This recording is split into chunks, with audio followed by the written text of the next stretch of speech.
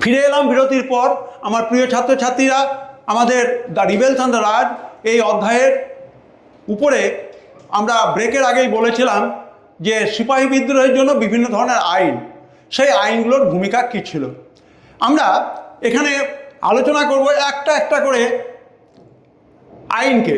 আমরা এখানে general service establishment act, general service establishment act, এই আইনটা সম্পর্কে আলোচনা করব। কীরকম? যে সমস্ত ভারতীয়রা উপনিবেশ প্রশাসন কাঠামোতে অংশ নিত তাদের জন্য জেনারেল সার্ভিস এস্টাবলিশমেন্ট অ্যাক্ট, এটা কিন্তু ইংরেজরা সিপাহী বিদ্রোহের আগেই চালু করেছিল। সেটা কীরকম?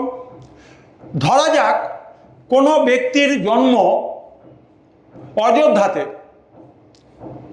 স্বাভাবিকভাবে তিনি অযোধ্যাতে কর্মসূত্রে থাকতে পারবেন না, তাকে বিহার, নেপাল এই সমস্ত জায়গায় কর্মক্ষেত্রে বদলি করা হবে।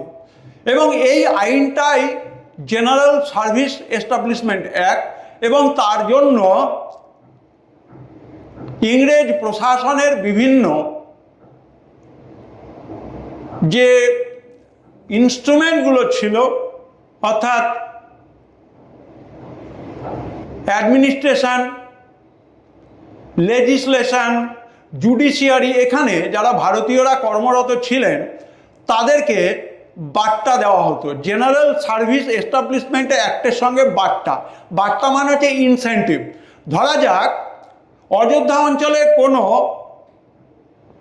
ব্যক্তির চাকরি সূত্রে তাকে পাঠানো হলো বিহারে, অতএব তিনি তার জন্য কি পাবেন?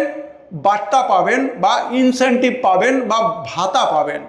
ইংরেজরা জেনারেল সার্ভিস এস্টাবলিশমেন্ট অ্যাক্ট এর মধ্য দিয়ে এই বার্তা বা ভাতা বা ইনসেন্টিভ বন্ধ করে দিল। স্বাভাবিকভাবে সমস্ত ধরনের কর্মচারীর মনের মধ্যে পুঞ্জীভূত ক্ষোভ, এবং সবথেকে বড় কথা, জেনারেল সার্ভিস এস্টাবলিশমেন্ট অ্যাক্ট অনুযায়ী সেনাবাহিনীতে যারা চাকরি করতেন তাদেরকে কিন্তু ইঙ্গো ব্রহ্ম যুদ্ধ, ইঙ্গো আফগান যুদ্ধ, এই সমস্ত যুদ্ধে পাঠানো হয়েছিল। বা আমরা জানি যে ক্রিমিয়ার যুদ্ধ, এই সমস্ত যুদ্ধে ভারতীয় সিপাহীদেরকে পাঠানো হয়েছিল, যাদেরকে বলা হতো উর্দি পরা সিপাহী, উর্দি পরা চাষির দল। সিপাহীও বলা হতো না, উর্দি পরা চাষির দল। এই উর্দি পরা চাষির দল ঘটনাটা কীরকম? অযোধ্যা অঞ্চলের যারা ব্রাহ্মণ, রাজপুত, ক্ষত্রিয়, ভূমিহাট ছিলেন তারা সেনাবাহিনীতে যোগ দিয়েছিলেন, এবং এদেরকে বিশেষভাবে বলা হতো উর্দি পরা চাষির দল। স্বাভাবিকভাবে চাষি এবং তারা হচ্ছে উর্দি পরা, অর্থাৎ তারা তাদের পূর্বপুরুষের চাষবাস ছেড়ে দিয়ে তারা সেনাবাহিনীতে পেটের তাগিদে যোগ দিয়েছিল, এবং এর জন্য তাদেরকে কিন্তু সাইকোলজিক্যাল ক্ষেত্রে উর্দি পরা চাষির দল বলে আখ্যায়িত করা হতো। আমরা এবারে চলে আসব একটার পর একটা বিভিন্ন আইনে চলে আসব। আমরা বলেছি লেক্স লকি অ্যাক্ট। লেক্স লকি অ্যাক্ট, লেক্স লকি অ্যাক্ট 1850। এই যে লেক্স লকি অ্যাক্ট 1850, এর মূল উদ্দেশ্য কী ছিল? ভারতীয় জনসাধারণ, সে সাঁওতাল হোক, কোল, ভিল, মুন্ডা হোক, মুসলমান হোক, তাকে খ্রিস্টান ধর্মে দীক্ষিত করা। স্বাভাবিকভাবে খ্রিস্টান ধর্মে দীক্ষিত করা মানে সমাজচ্যুত হওয়া, জাতিচ্যুত হওয়া, পরিবার থেকে বিচ্ছিন্ন হয়ে যাওয়া, এবং সর্বোপরি পৈতৃক সম্পত্তির উত্তরাধিকার থেকে বঞ্চিত হওয়া। এবং ইংরেজরা যাদেরকে খ্রিস্টান ধর্মে ধর্মান্তরিত করেছে, ইংরেজরা যে সমস্ত সাঁওতাল বা সাধারণ জনজাতির মানুষদেরকে খ্রিস্টান ধর্মে দীক্ষিত করেছে, যারা সমাজচ্যুত হয়েছে, সম্পত্তির অধিকার হারিয়েছে, তাদের পৈতৃক সম্পত্তির অধিকার, সামাজিক অধিকারকে বলবৎ করবার জন্য তারা একটি আইন নিয়ে আসলো। সেই আইনের নাম লেক্স লকি অ্যাক্ট অফ 1850। এবং এই লেক্স লকি অ্যাক্ট, এটার কিন্তু আরেকটি নাম আছে, সেটি কি? Disabilities discrimination act. অর্থাৎ সামাজিক ক্ষেত্রে বৈষম্য দূর করবার জন্য খ্রিস্টান ধর্মে দীক্ষিত হওয়ার পর খ্রিস্টান ধর্ম মেনে চলার জন্য সম্পত্তির অধিকার থেকে যারা বঞ্চিত হয়েছিল, ইংরেজ প্রশাসকরা 1850 সালে আইন করে লেক্স লকি আইনের মধ্য দিয়ে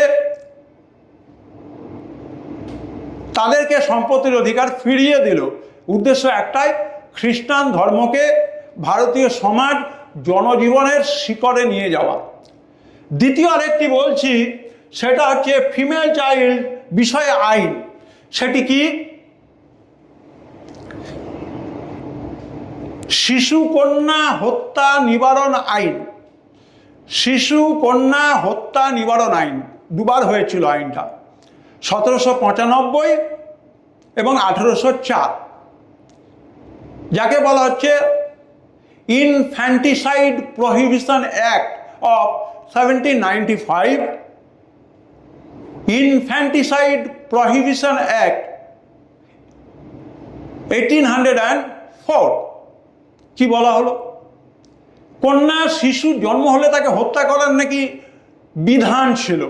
ইংরেজরা এসে আইন করে এই শিশু কন্যা সন্তানকে হত্যা করা আইনের চোখে, পুলিশি আইনের চোখে এটি একটা ফৌজদারি অপরাধ, একে খুন হিসেবে গণ্য করা হবে এবং তার বিরুদ্ধে ফৌজদারি আইন অনুযায়ী ব্যবস্থা গ্রহণ করার জন্য পুলিশের হাতে ক্ষমতা। এবং এই আইনটি দুবার ভারতবর্ষে সংশোধন পরিমার্জনের মধ্য দিয়ে লাগু হয়েছিল। আমরা আসব অ্যান্টি সতী ল, অর্থাৎ সতীদাহ বিরোধী আইন 1829 সাল, লর্ড উইলিয়াম বেন্টিংকের আগে। সতীদাহ প্রথা ভারতবর্ষের একটি পরম্পরাগত, আনুষ্ঠানিক এবং একই সঙ্গে প্রাতিষ্ঠানিক দিক। আগেকার দিনে কোনো স্ত্রীর স্বামী মারা গেলে স্বামীর সঙ্গে একই চিতাতে তাকে পুড়িয়ে মারা হতো। এর পিছনে অবশ্যই আত্মীয় স্বজন, সমাজের মান্যগণ্য ব্যক্তিদের অর্থনৈতিক চাহিদাটা কিন্তু কার্যকরী ছিল। অর্থাৎ স্বামীর অবর্তমানে তার সম্পত্তিতে উত্তরাধিকারী হচ্ছেন তার স্ত্রী, অর্থাৎ তাকে যদি মেরে ফেলা যায় তাহলে সেই সম্পত্তির মালিক হবে তার আত্মীয় স্বজন বা সমাজের মান্যগণ্য ব্যক্তিরা, তার মধ্যে মধ্যস্থতা করবেন। কিন্তু এই আইনটি ভারতীয়রা প্রথম দিকে চালু হওয়ার পর ভালো চোখে নেয়নি। প্রচুর ধরনের ইংরেজ বিরোধী ডেপুটেশন হয়েছে, বা ভারতবর্ষে যারা এই আইনের সঙ্গে ছিলেন, বাংলার বিখ্যাত নবজাগরণের যারা পুরোধা পুরুষ, যারা সতীদাহ বিরোধী আইনটাকে স্বাগত জানিয়েছিলেন, সতীদাহ বিরোধী আন্দোলনে নেতৃত্ব দিয়েছিলেন, তাদেরকে কিন্তু সামাজিক গঞ্জনা সহ্য করতে হয়েছিল। আবার একটি আইনের কথা বলছি, বিধবা বিবাহ পুনঃপ্রবর্তন আইন, 1856 সাল, ঈশ্বরচন্দ্র বিদ্যাসাগরের সময়ে এটি চালু হয়েছিল। বিধবাদের নাকি বিয়ে করার কোনো বিধান ছিল না। ভারতবর্ষের সনাতন যে ধর্মশাস্ত্র, মনু সংহিতা, পরাশর, এগুলোকে অধ্যয়ন করে ঈশ্বরচন্দ্র বিদ্যাসাগর প্রমাণ করেছিলেন যে মহিলাদের দ্বিতীয়বার স্বামী গ্রহণ করা আইনসম্মত। কোথাও লেখা নেই যে একজন নারীর স্বামী গত হলে তিনি আবার বিয়ে করতে পারবেন না, বা তিনি পুনর্বিবাহ করতে পারবেন না, এরকম বিধান কোথাও নেই। আমরা যদি আমাদের প্রাচীন ধর্মশাস্ত্রগুলো দেখি তাহলে সেখানে দেখব, সেখানে কিন্তু বলা হচ্ছে যে মেয়েরা জীবনের যে কোনো অবস্থায় কারো না কারো অধীনে। যখন একটি মেয়ে শিশু থাকে তখন সে তার বাবার অধীনে থাকে। যখন তার বিয়ে হয়ে যায় তখন তার দেখভাল করেন তার স্বামী, এবং যখন তার বার্ধক্যকাল এসে পড়ে তখন তার দেখভাল করে তার সন্তানেরা। অর্থাৎ এই জায়গা থেকে আমরা একটা জিনিস দেখতে পাচ্ছি যে মেয়েরা কিন্তু কোনো অবস্থাতেই একা নয়। তাদেরকে সহায়তা করার জন্য, তাদেরকে নির্ভরশীল করবার জন্য হয় পিতা, হয় স্বামী, না হলে সন্তান তাকে প্রোটেকশান দিয়েছে।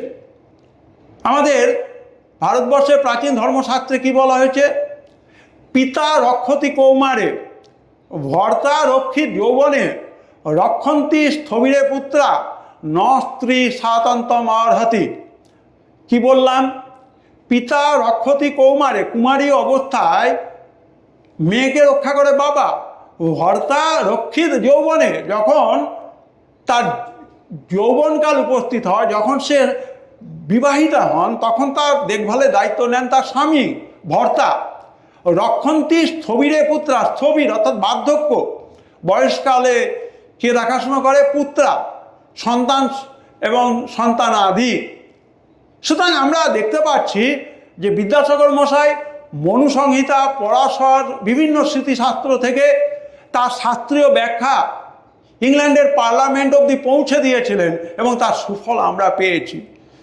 ভারতবর্ষের বুকে, বাংলার বুকে বিধবা বিবাহ চালু হয়েছে, এবং এই বিধবা বিবাহ আন্দোলনের জন্য বিদ্যাসাগর মশাই তিনি তার বিভিন্ন গ্রন্থ মুদ্রণ করে বিক্রি করে যে অর্থ উপার্জন করতেন, এবং নিজে হেড পণ্ডিত ছিলেন, নিজে বিদ্যালয় পরিদর্শক ছিলেন, এবং সেখান থেকে যে অর্থ তিনি সংগ্রহ করতে পারতেন তা কিন্তু এই বিধবা বিবাহে, বিধবাদের বিয়ে এবং তাদেরকে পুরোপুরি সাজিয়ে গুছিয়ে স্বামীর পরিবারে তাকে সমর্পণ করতেন। এবং তিনি উদাহরণ তৈরি করেছিলেন, চ্যারিটি বিগিনস অ্যাট হোম। নিজের ছেলেকে তিনি বিধবার সঙ্গে বিয়ে দিয়েছিলেন। এরকম ব্যক্তিত্ব অর্থাৎ রামমোহন, বিদ্যাসাগর, এদেরকে আমরা পেয়েছি বলেই কিন্তু আজকে আমরা আধুনিক ভারত, আধুনিক বাংলায় নারী স্বাধীনতার জায়গাটাকে কিন্তু উপলব্ধি করতে পারি। এবারে আমি আসছি, সেটা হচ্ছে টেলিগ্রাফ আইন, রেলওয়ে আইন। টেলিগ্রাফ আইনের মধ্য দিয়ে কি হলো? গোটা ভারতবর্ষকে টেলিগ্রাফ এবং রেল ব্যবস্থার দ্বারা একটা নেটওয়ার্কিং সিস্টেমে আনা হলো। তার ফলটা কি হলো? যখনই সিপাহী বিদ্রোহ হয়েছে তখনই ইংরেজদের সৈন্য সামন্ত সেই জায়গায় পৌঁছে গেছে। দ্রুততার সঙ্গে ওয়্যারলেস টেলিগ্রাম এবং টেলিগ্রাফ ব্যবস্থার মধ্য দিয়ে বিদ্রোহকে কিভাবে দমন করা যাবে তার পদক্ষেপ নেওয়া হয়েছে। এবং এই জায়গায় বলে রাখি যে আমাদের সেনাবাহিনীতে ইংরেজরা সামরিক জাতি বলে একটি শব্দ ব্যবহার করত। সামরিক জাতি ব্যাপারটা কি? সিপাহী বিদ্রোহ দমন করার জন্য যারা ইংরেজদেরকে সহায়তা করেছিল, এবং আমাদের লালপল্টন বা ব্যারাকপুর, বহরমপুরের সেনা ছাউনি থেকে যে বিদ্রোহের আগুন উঠে এসেছিল, সেই আগুনকে স্তিমিত করার জন্য যারা সহায়ক ভূমিকা নিয়েছিল,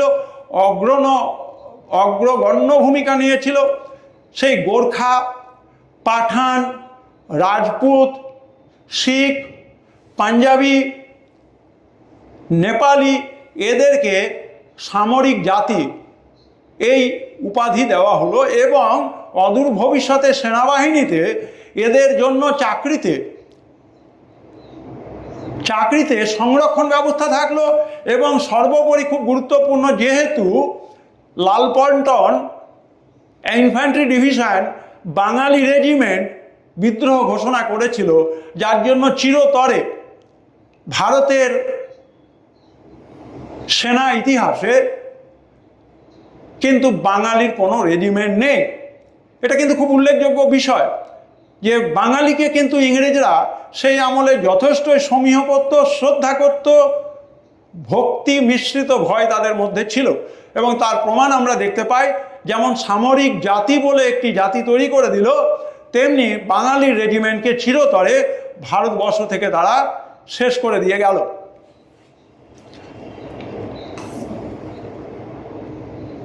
এবারে আমি আসছি, এখানে কিছু কিওয়ার্ড রাখা আছে। কিওয়ার্ড মানে পারিভাষিক শব্দ, ইতিহাসে তার যাকে বলা হয় টার্মিনোলজি। শব্দ দিয়ে ইতিহাস তৈরি হবে। দ্বৈত শাসন ব্যবস্থা, ডুয়াল গভর্নমেন্ট, যখন পলাশী যুদ্ধ হয়েছে এবং দেওয়ানি লাভ হয়নি, এর মাঝখানের যে অংশ, এখানে ইস্ট ইন্ডিয়া কোম্পানি যে শাসন ব্যবস্থা চালিয়েছিল তার নাম হচ্ছে দ্বৈত শাসন ব্যবস্থা বা ডুয়াল সিস্টেম অফ গভর্নমেন্ট। কীরকম? একজনের কাছে আছে দায়িত্ব, ক্ষমতা নেই, আর একজনের কাছে আছে দায়িত্ব, ক্ষমতা। একজনের কাছে আছে দায়িত্ব, ক্ষমতা নেই, একজনের কাছে আছে ক্ষমতা, দায়িত্ব নেই। ক্ষমতা আছে ইংরেজদের কাছে, দায়িত্ব নেই। নবাবের কাছে ক্ষমতা নেই, দায়িত্ব দেওয়া আছে। এই যে অবস্থা, এই অরাজক অবস্থারই কিন্তু পরিণতি আমরা দেখতে পাই ৭৬-এর মন্বন্তর। সুতরাং দ্বৈত শাসন ব্যবস্থা এটা হচ্ছে একটা টার্মিনোলজি, ইতিহাসের অত্যন্ত গুরুত্বপূর্ণ দিক। অবশিল্পায়ন নিয়ে আমি আলোচনা করেছি। শিল্প না হওয়া, একটা শিল্প ধ্বংস হওয়া এবং একটা শিল্পকে ধ্বংস করে দিয়ে নতুন একটা শিল্প না গড়া, এই অবস্থাকে বলা হয় ইতিহাসে অবশিল্পায়ন। সম্পদের নির্গমন, যাকে বলা হয়েছে ড্রেন অফ ওয়েলথ। তিনটে ভাবে ড্রেন অফ ওয়েলথ হয়েছে: ব্যক্তিগত অবৈধ বাণিজ্য বা প্রাইভেট ট্রেড, হোম চার্জেস, ইংরেজিতে হোম চার্জেস, এবং আরেকটি হচ্ছে রিইনভেস্টমেন্ট ট্রেড, পুনঃ অর্থলগ্নি করণের মধ্য দিয়ে তৈরি অর্থ। অর্থাৎ যে অর্থ আমি তৈরি করতে পারলাম সেই অর্থকে আবার ব্যবহার করে সেখান থেকে আরও বেশি বেশি অর্থ তৈরি করা, রিইনভেস্টমেন্ট ট্রেড। পলাশির লুণ্ঠন, প্লাসি প্লান্ডার। পলাশি যুদ্ধে ইস্ট ইন্ডিয়া কোম্পানি জয়লাভ করার পর বিভিন্নভাবে রবার্ট ক্লাইভ থেকে শুরু করে যারা উচ্চ আধিকারিক সাধারণ কর্মচারী ইংরেজদের ছিলেন, তারা বিভিন্ন খাতে বিভিন্নভাবে বৈধভাবে অবৈধভাবে পলাশি থেকে অর্থ লুণ্ঠন করেছিলেন। এটাকে বলা হয় পলাশি লুণ্ঠন বা প্লাসি প্লান্ডার। ভারতীয় রাজন্যবর্গ, ভারতীয় রাজন্যবর্গ বলতে গেলে তখনকার প্রেক্ষাপটে আমরা যে সমস্ত অভিজাত পরিবার, যে সমস্ত রাজা শাসিত অঞ্চল ছিল, দেশীয় রাজ্য ছিল, তাদের কথা বলতে চাইছি। যেমন গোয়ালিয়র ছিল, যেমন নাগপুর ছিল, যেমন রাজস্থান ছিল, মেবাট ছিল। এখানকার রাজাদেরকে বলা হচ্ছে ভারতীয় রাজন্যবর্গ, প্রিন্সলি স্টেট। এনফিল্ড রাইফেল এটা একটা বিশেষ ধরনের রাইফেল, যেটা সিপাহী বিদ্রোহের প্রেক্ষাপটে আমরা নামটা উঠে আসতে দেখি। স্বাধীন ভারতের সম্রাট, আমরা দ্বিতীয় বাহাদুর শাহকে স্বাধীন ভারতের সম্রাট বলে সিপাহীদের দ্বারা মেনে নিতে দেখেছি। যখন কুনওয়ার সিং, তাঁতিয়া টোপি, নানা সাহেব, ঝাঁসি রানী লক্ষ্মীবাই, বেগম হজরত মাহাল, ফৈজাবাদের আহমদুল্লাহ, এই বিভিন্ন স্তর থেকে নেতারা সামন্ততান্ত্রিক ক্ষমতা ফিরে পাওয়ার আশাতে সিপাহীদের সঙ্গে যোগ দিয়ে আন্দোলনটাকে একটা বড় জায়গায় নিয়ে গিয়েছিলেন। সেই সময় একটা প্রসঙ্গে উঠে এসেছিল যে ইংরেজদের বিকল্প হিসেবে ভারতের সম্রাট কে হবেন? মুঘল বাদশাহ দ্বিতীয় শাহ আলম। তো তার কথাই বলা হচ্ছে এখানে স্বাধীন ভারতের সম্রাট। উর্দি পরা কৃষক, আমি আগেই বললাম, অযোধ্যা অঞ্চলের ব্রাহ্মণ, ক্ষত্রিয়, রাজপুত, ভূমিহার সম্প্রদায়ের যে সমস্ত কৃষি ব্যবস্থার সঙ্গে যুক্ত মানুষ সেনাবাহিনীতে ইংরেজদের পল্টনে নাম লিখিয়েছিল, তাদেরকে বলা হতো উর্দি পরা কৃষক। এবং মহল স্বাভাবিকভাবে এই মহল শব্দটা ব্যবহার হয় আমাদের উত্তর পশ্চিম ভারতের ক্ষেত্রে, কারণ সেই অনুযায়ী কিন্তু আমাদের চিরস্থায়ী বন্দোবস্ত ওই সময়কালে মহলবাড়ি বন্দোবস্ত বলে একটা শব্দ বন্ধ প্রচলিত ছিল। মহল একটা ছোট অঞ্চল, তালুক বা একটা ছোট অঞ্চল বোঝাতে গেলে মহল শব্দটা ব্যবহার হয়। সুতরাং তোমাদের এই ভিডিওতে তোমরা সিপাহী বিদ্রোহের জন্য বিভিন্ন ধরনের যে অ্যাক্ট অ্যান্ড রেগুলেশন, তার ভূমিকা কী ছিল, বিভিন্ন ধরনের যে কিওয়ার্ড, সেগুলো তোমরা দেখতে পেলে। এবার দেখো, তোমাদের ক্লাস 12 সেমিস্টার 4-এর 3 ধরনের কোশ্চেন রাখা আছে।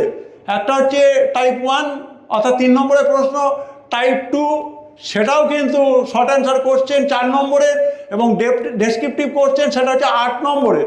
সেই ডেসক্রিপটিভ কোশ্চেন আমাদের প্রথম অধ্যায়ের উপরে নেই, এখানে কিন্তু 3 নম্বর এবং 4 নম্বর আছে। একটি 3 নম্বর এবং একটি 4 নম্বর, টোটাল হচ্ছে 7 নম্বর।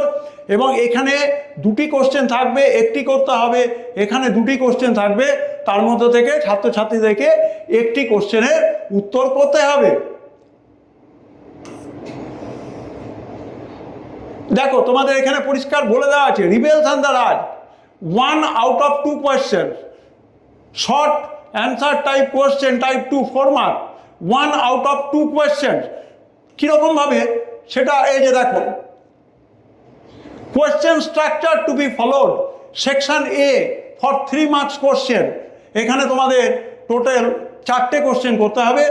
আমাদের chapter 1 the rebels and the Raj, answer any 1 question out of 2 question, এইভাবে থাকবে। ঠিক একইভাবে 4 নম্বর হচ্ছে সেকশন বি, প্রথম অধ্যায় rebels and the Raj, answer any 1 question out of 2 question, A এবং বি দেওয়া আছে, এর মধ্যে থেকে একটি করতে হবে। তোমাদের